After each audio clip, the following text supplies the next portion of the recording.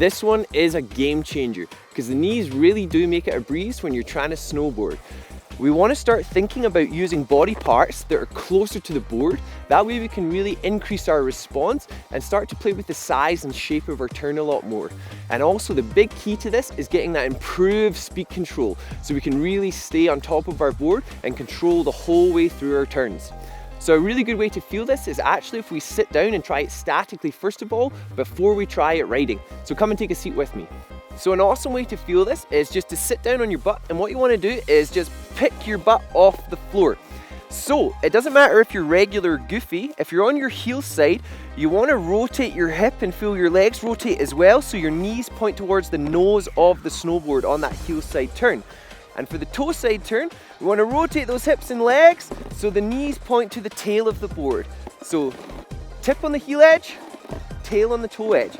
The toe edge might feel a little funky to start off with, but just stick with me and I swear it'll feel great.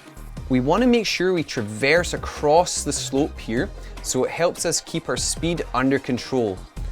Make sure you look with your eyes to the sides of the slope. To help you steer with your lower body, keeping those lower joints relaxed will aid you tremendously. We don't want to be stiff in the lower body or lock out our legs there because we'll really reduce the amount of rotation we can have in our lower body.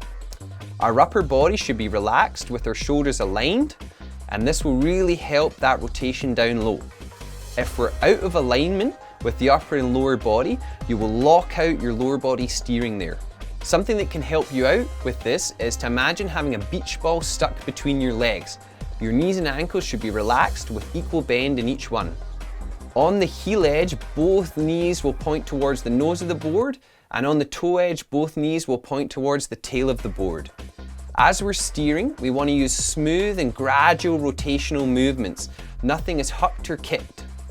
On larger, longer turns, we can slow down and drag out the steering because we don't want to get those dead spots in our turns. We have nothing else to give.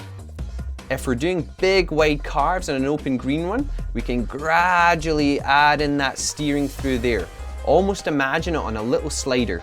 So on longer turns, we can slow down and drag that steering out so we don't get any dead spots in our turns where we can't actually add any more steering in.